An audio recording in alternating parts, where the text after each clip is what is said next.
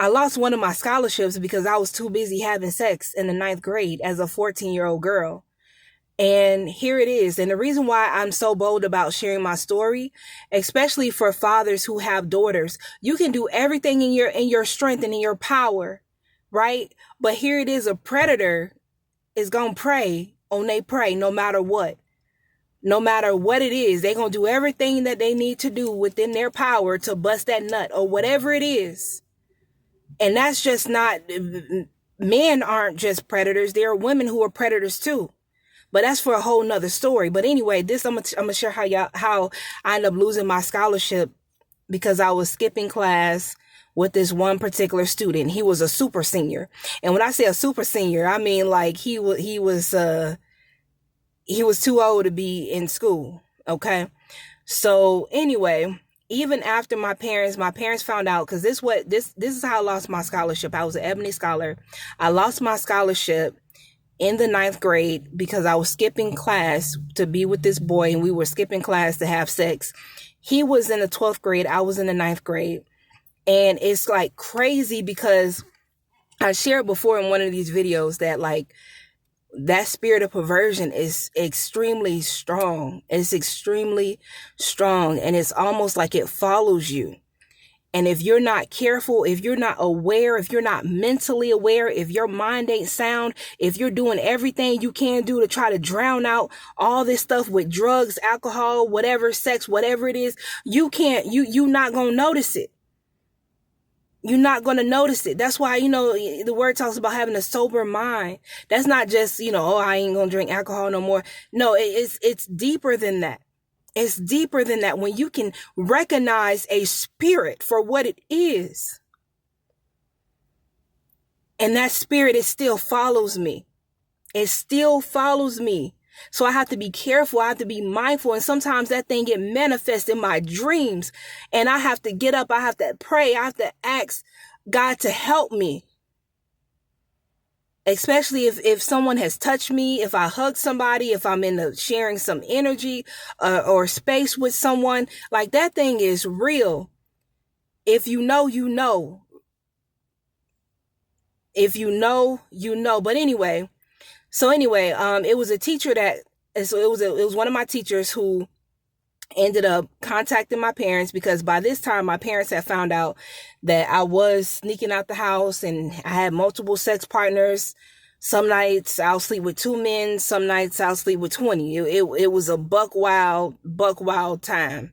And the crazy part about it, my 14-year-old body, here it is. I'm just having sex, not even really knowing what it is. You know what I'm saying?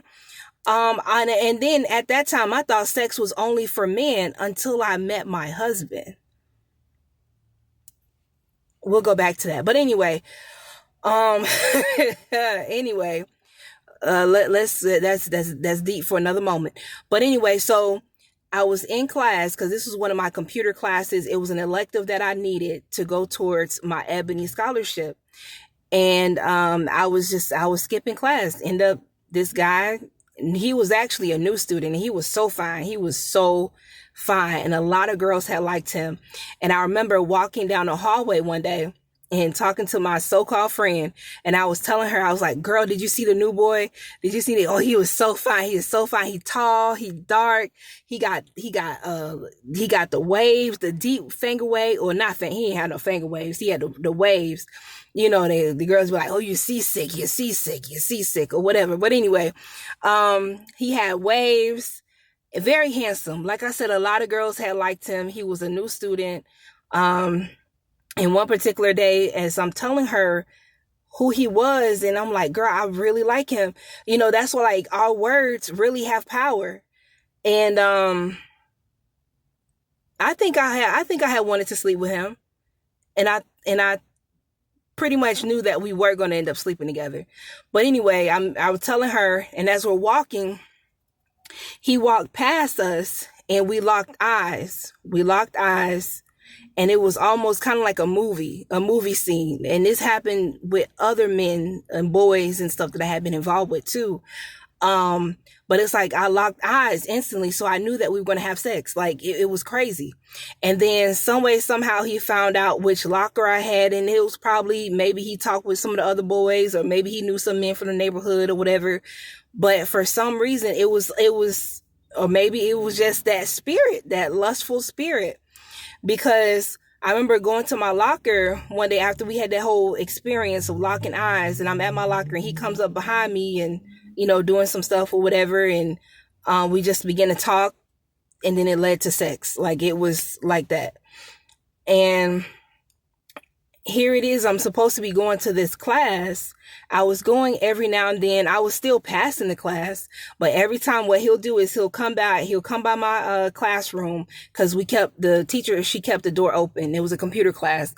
She kept the door open. So he'll walk past and then he'll, and then I would leave and go off and be with him.